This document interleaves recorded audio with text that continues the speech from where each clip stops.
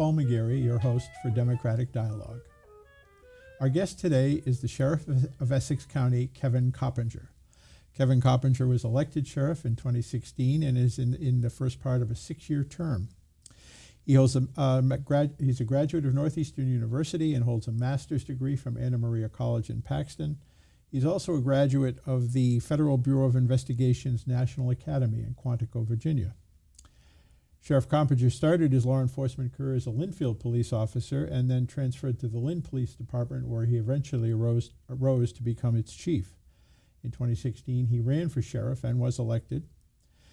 As chief of the Lynn Department, Sheriff Coppinger distinguished himself as an innovative leader in public safety and on the local, county, and statewide level. He was recognized during the administration of President Obama as part of the White House's 21st Century Policing Initiative.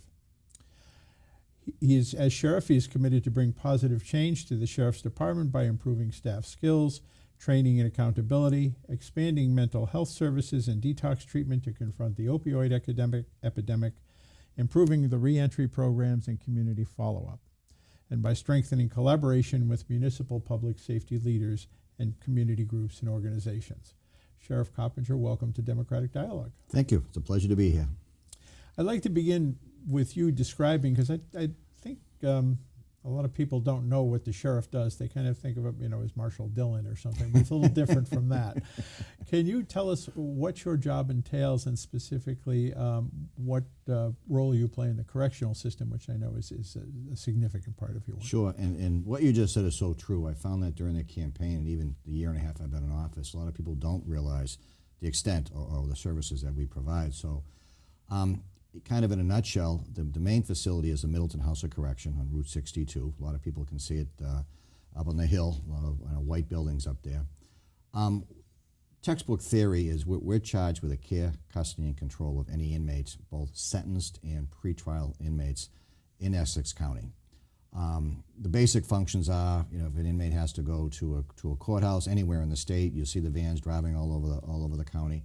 We transport to and from the courts on a daily basis. The Middleton House of Correction houses both pretrial and sentenced inmates, as I mentioned before. The count yesterday, the total number of inmates that we housed in Middleton alone was 1,207. A lot of people are surprised at that number. That's a pretty good sized number. Mm-hmm. If you compare us statewide, we're usually the second largest, second only to Suffolk County, which has about another 100 inmates on an average daily basis than we do. In theory, what happens is when you get arrested and you get incarcerated through the court system, you get sent to Middleton. The most important process we do is classification. So when you get there, you go into what we call intake, where you meet our staff and our records clerks, and they get all your background history, and we try to come up with a plan from the minute you arrive in the institution, because our goal is to return the inmates back to their communities in better condition than when they came. We don't want to see the inmates come back. We don't want to see them recidivate. We don't want to see them go back to a life of crime. We want to do whatever we can so while they're in our custody, they can go back to their local communities and, again, become productive citizens and hopefully reunite with families, get their job back and get their lives back together and get back to hopefully a normal situation. Now, let me just, what kind of crimes or what kind of sentences send people to the House of Correction as opposed to the state prison system? Great question, and that's another one people don't understand. If somebody's arrested, let's say for murder, they come to our facility because they're pretrial. They haven't been sentenced yet. They could be up there for 6 months, a year, almost even 2 years, depending on when their trial comes up. So we have everybody from murderers, we have sex offenders, we have armed robbers, serious drug traffickers. In the pretrial. In the pretrial. And about 70% of our population is pretrial, by the way. And then on the other hand, you can't get sentenced to any longer than 2.5 years into a house of correction like we have in Middleton. That's the max. The average stay in our institution in Middleton is 9 months, or a combination, and I'll tell you about the other facilities we have in a minute. So the average stay is only 9 months, so we only have them for a very short period of time. So if you're charged with a serious felony like a murder or an armed robbery or something like that, a burglary, once you're sentenced, you go off to state's prison, which is Cedar Junction, the old Walpole, or MCI Shirley, and the other, there's one in Norfolk, there's one in Concord. That's where you can go for 20 years, you go for life, or anything in between. So we have a variety of individuals with various backgrounds. We have some really serious felons up there who honestly should never see the light of day. And then on the other hand, we have some very low-level inmates who really and truly might not really belong there to a point. And those are the folks that we're really trying to do what we can to give them that second chance. And I don't want to get off on a tangent, but a lot of people might have been following the recent criminal justice reform bill that's been floating around the State House the last couple of years that the governor recently signed. So a lot of the momentum that's coming out of the criminal justice bill is to try to address services to these individuals. And I know we can talk about programs in a couple of minutes, but if I could go back to the facility, how it works. So when an inmate arrives at Middleton, they come to intake, they get classified, so we try to develop that plan. It's the same way as if you go to a doctor with a medical issue, and the doctor's going to prescribe a prescription plan for you to make you healthy. We're trying to do that same thing to get them back to community in good shape. And this is regardless of whether they're pretrial or sentenced? Everybody goes through that process? Everybody goes through that process because, honestly, we have people who are pretrial, they may be found not guilty. So they may be going back to the community. So while they're with us, we're going to take every opportunity for everybody in our custody to do whatever we can for them, like I said, for programming, and try to just help them make good decisions and maybe educate them a little bit to do something better. So in theory, if you're there and then you let's just say they are sentenced but to a house of correction status, then we move them up to what we call the farm, which is up in Lawrence. It's also known as our pre-release center. Folks who have driven up 495 see a couple of old brick buildings on the right-hand side if you're headed northbound that butts the Merrimack River. And it literally is a farm. We grow crops up there every year, everything from pumpkins to squash to corn. And the inmates go out there and they learn how to do that trade. And come the fall, we donate all that food. Some of it goes back to the jail to feed the population that we serve. But we also donate to a lot of charitable organizations, schools. I think last year we had, I want to say like 3,000 pumpkins or something like that we donated to a lot of the various youth organizations in the county. So it's kind of a neat thing we give back. But at the farm, we try to really work on a pre-release process where 90 days out, we're getting them ready to go back to the community. So again, we'll get into programming in a couple of minutes, but we get them into programming and we try to get them out to work release. So we will take the inmates, we'll put them on a van every morning, we'll drive them to various jobs we have around the county. They will work their 8-hour day. We'll pick them up at the end of the day, we'll bring them back to the farm, and we'll repeat that process as long as we have to. Now, are these jobs with private concerns, or are these the road crews that you see out, or a combination? Combination of both. The road crews that you see out, we call them stick and picks. Those are paid by our tax dollars collectively through Mass Highway, and they go out every day and they pick up the trash alongside the various highways and just, like Route 1A or some of the other ones on the smaller highways throughout the county. The other jobs I'm talking about are private corporations. They'll hire the inmates. It's usually entry labor. For us, it's good because, again, the inmates are learning a trade, they're getting a job, they get paid. The money comes to the jail. We do hold it for them. We don't take it. We put it on account. So when the inmate gets released, he has a couple of dollars in his bank account, so maybe he can go get an apartment, get first month's, last month's rent, or put some food on the table. So he's got something. And if I could throw a little commercial message out there, because I'm always trying to do this, for the employers, the benefit is a tax break.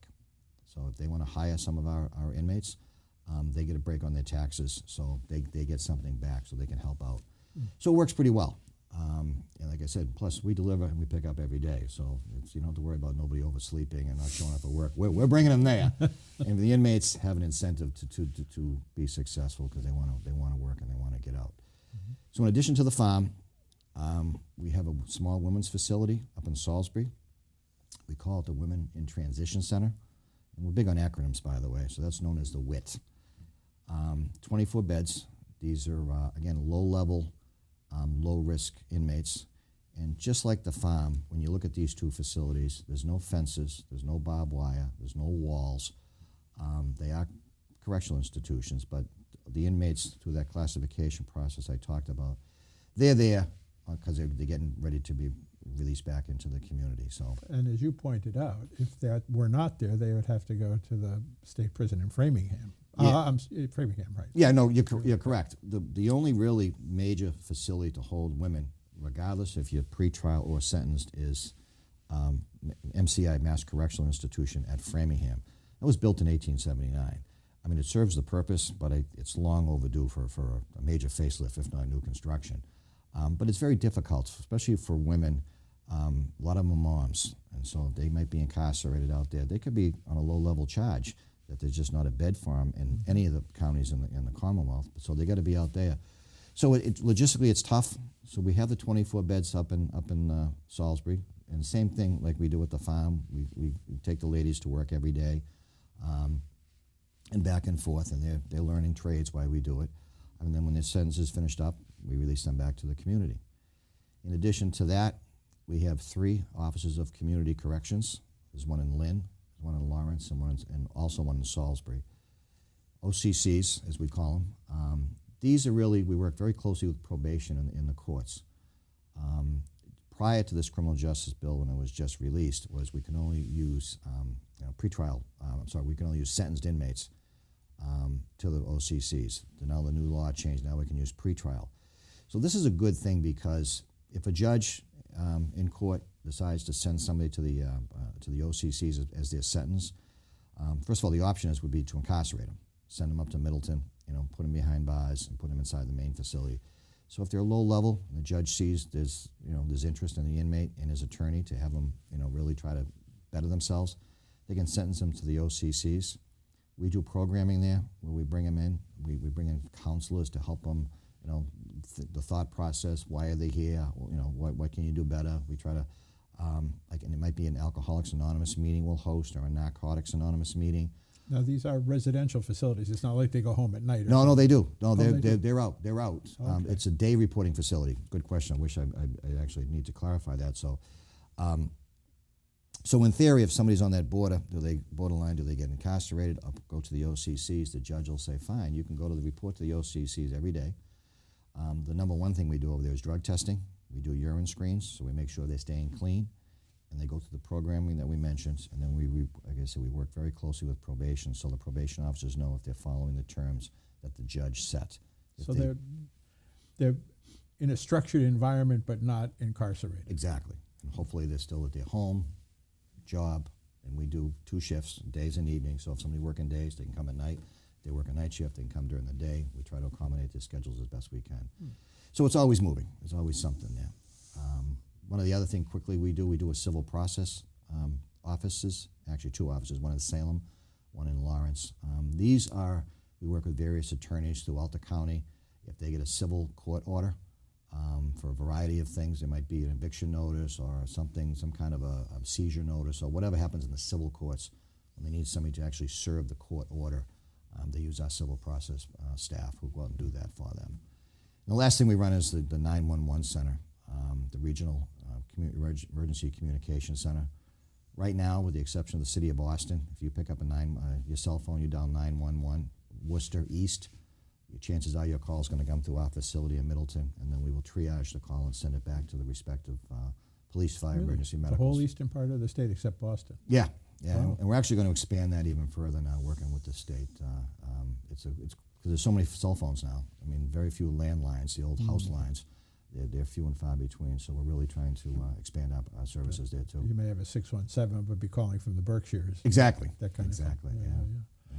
Oh, interesting. And I imagine that takes a load off some of the smaller towns too, to not have to have a dispatcher of their own. Yeah. And that kind of stuff. We actually do dispatching for 5 communities: Amesbury, Essex, Wenham, Topsfield, and Middleton right now. So we do all their dispatching for police, fire, emergency medical services. We answer all their calls. And we work with them very closely to like a lot of their business calls, or calling on maybe a dog officer or something like that too. But all those other cities and towns. For instance, we're up here in Gloucester. If there's a bad accident out on one of the traffic circles at the end of 128 there, the Gloucester Police Department could get inundated with 50 phone calls in a matter of 20 or 30 seconds because everybody's got a cell phone. So those calls will come to us originally. We'll send the first few phone calls over to the primary answering point, which I believe is the Gloucester Police Department. Let them do their thing. Let them get emergency services dispatched. But all those other 45 calls or 40 calls, if we send them over to Gloucester PD, they're going to be overwhelmed. They're not going to be able to do what they have to do. Cut them out because you know it's been reported. Exactly.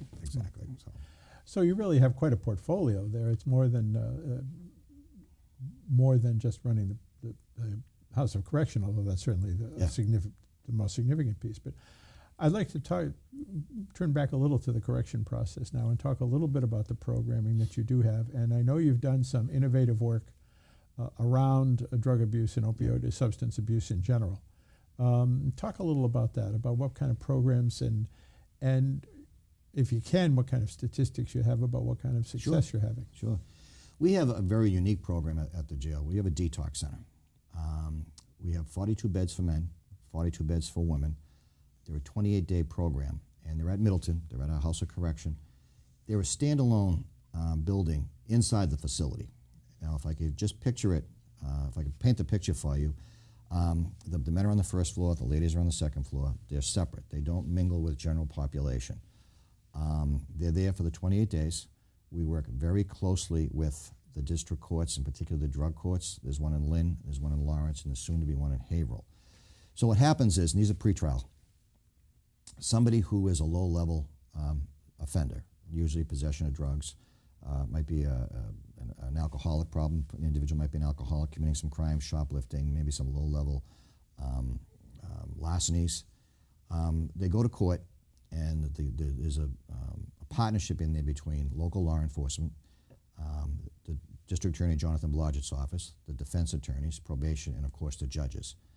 And they get together, and if the program gives the judges options. And if I could quote Judge James Lamoth, who's the presiding judge on the Lynn Drug Court, it gives the inmates a taste of corrections. So they are in jail, but they're not, like I said, not mingling with general population. Well, it's more of a therapeutic than a punitive. Exactly, and they're in a standalone building. They have to go here voluntarily, because for the 28 days, we ask them, you got to shut off communications with family. That's a tough thing to do, but if you're have an addiction, you really need to concentrate on the services we're offering. So what happens is, and by the way, about 75 to 80% of our population has a substance abuse issue, and I'm going to say the majority of our inmates also have a mental health issue, or a combination of both. So this is really a trend, as anybody knows, with the opiate epidemic we have in the Commonwealth. It's widespread and it affects everybody.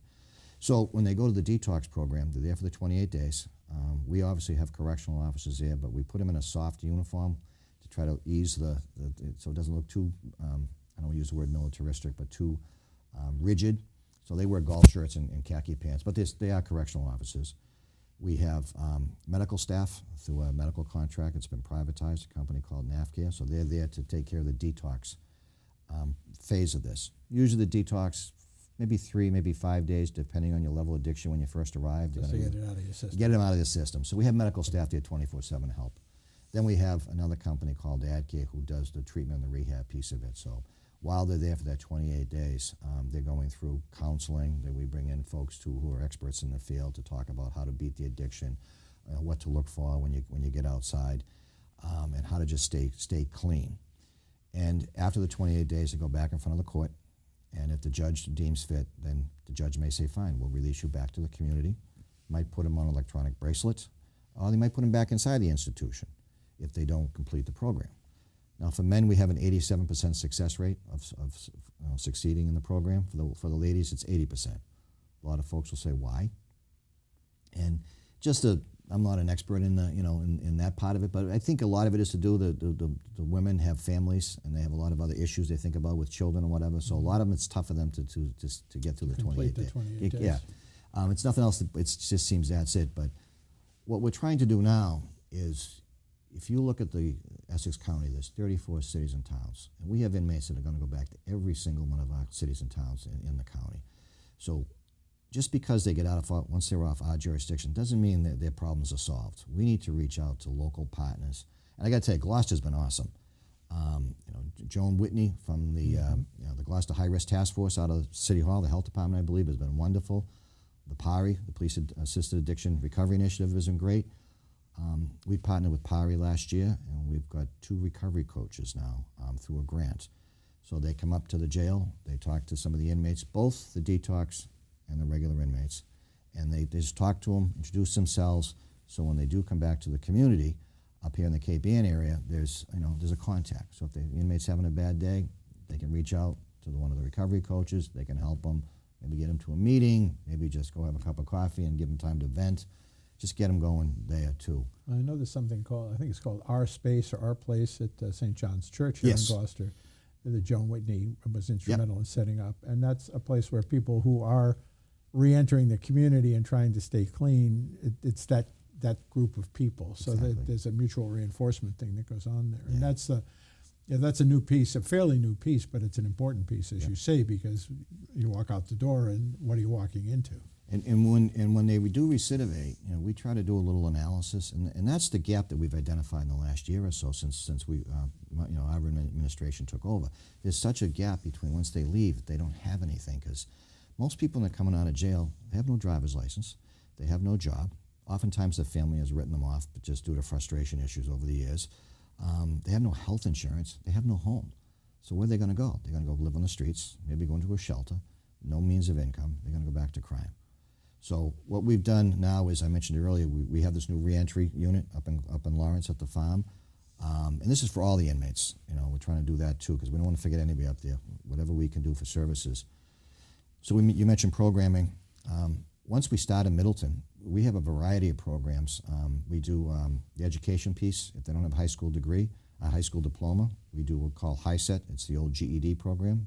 We actually have a graduation twice a year where they actually get a certificate for this. We recently partnered with Merrimack College to do a sociology class. So we've had inmates, we actually give them a certificate from college. And this is unique because I was up last fall, I was up to Lawrence, we had the graduation, and there was an inmate, young guy, and I'm not to stereotype him, but you look at him, you probably say, this guy is just, probably lost. I'm just being honest here, but I looked at the guy and we gave him his diploma. He came up to me afterwards, he's crying. And he said, Sheriff, I never thought I'd get out of high school, let alone ever attend college. And he's got this Merrimack College certificate of completion of a sociology course. I think he just won the lottery.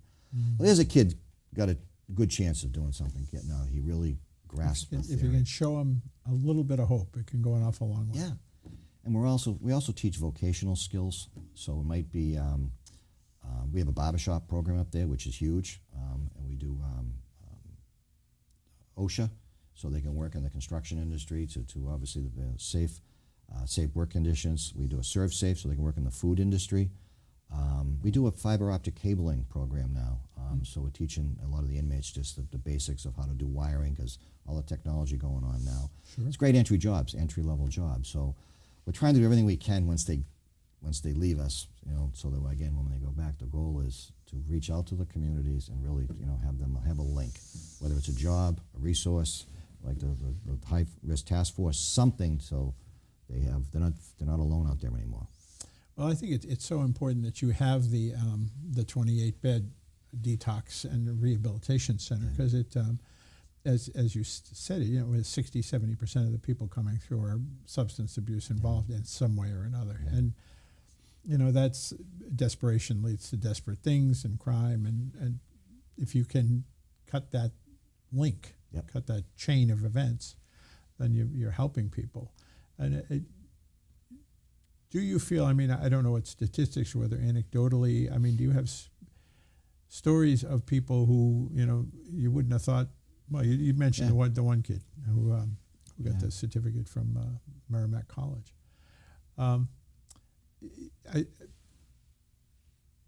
Between the programming for reentry and the opioid abuse, those seem to me to be the very strong attributes of your program. Correct. An important thing to do for the community at large and for the society at large. And I'm glad to know that you're working with Parry and that you're working with the local community groups you can hand it off. So there is a support network out there, and I think that's important as well. One of the things I'd like to add, this is fairly new also, is we are doing medically assisted treatment. It's kind of a new philosophy that's just come on the last couple of years, and I'm specifically talking about Vivitrol. We started the program a little over a year ago. Vivitrol is a shot you get every 30 days, and what it does is it blocks the receptors in your brain. So if you take heroin or another opiate, that's where you get the high. You know, the drug goes to the receptors, and then they give you that nice feeling everybody wants to get when they get high, but that's where the addiction starts. Vivitrol blocks it, so you can't get high. You get a shot every 30 days. So what we do now is, within 48 hours of release, we will give you the first shot while you're incarcerated. And then you have to get one every 30 days. So part of this new reentry program, part of working with these community partners we talked about, second of all, we get them on Mass Health before they leave. These shots are not cheap. They're very expensive. So we get them on Mass Health, and then we partner up with these local partnerships we've already formed, so we can get them to a healthcare facility so they get the shot every 30 days. It really and truly helps them stay clean if they have the opiate illness, because it's really been successful so far. Well, my brother-in-law, as it turns out, is a psychiatric social worker in South Boston, and he swears by it. He says it's not for everybody. It doesn't work for everybody, but when it works, it works. It really does. True. And to get when I was on the city council here in Gloucester, I worked with the high-risk task force, and some people's brains are just wired differently. Yeah. I mean, some people can take a drink and they go, and that's it, they're fine. And some people take a drink and they just want more. And it's just the way their brain responds to that stimulation. So that's why the Vivitrol is such an important tool, because it blocks that response mechanism. And it's good that you're including that in your armory of weapons that you can use. Yeah, that's excellent. We're trying. So anything, we're almost out of time. Is there anything else that you want to cover that I neglected to ask? Or? We covered a lot. We're just, if people that have watched the show, well, let me back up a little bit. I do a lot of public speaking, especially now that I'm sheriff. I used to do it in my former life as chief. And this opiate epidemic affects everybody, as I said, every walk of life, rich, poor, black, white, brown, straight, gay, whatever it is, it does not discriminate. And we get a lot of calls from people a lot of time about different things, especially if they have loved ones that are incarcerated. But I really want to put the appeal out to any community group, church groups, businesses, healthcare organizations, anybody that can come and help. They just can give us a call at the jail. They're welcome to send me an email. We have Assistant Superintendent Jim Petrosino, who works up the farm. He's doing our reentry effort there. His name and address is on the website. Well, that's great. Reach out to us, because we could use all the help, because it's going to benefit the communities. That's right. We all have a skin in this game. Yeah, exactly. Well put. Well, I want to thank you for coming to visit with us today. This has been a remarkably informative and a fast-paced half hour. But I commend you on the work that you're doing and your staff is doing out there. And I wish you all the success that we can possibly hope for. Thank you very much, and I appreciate the time very much. Thanks, Paul.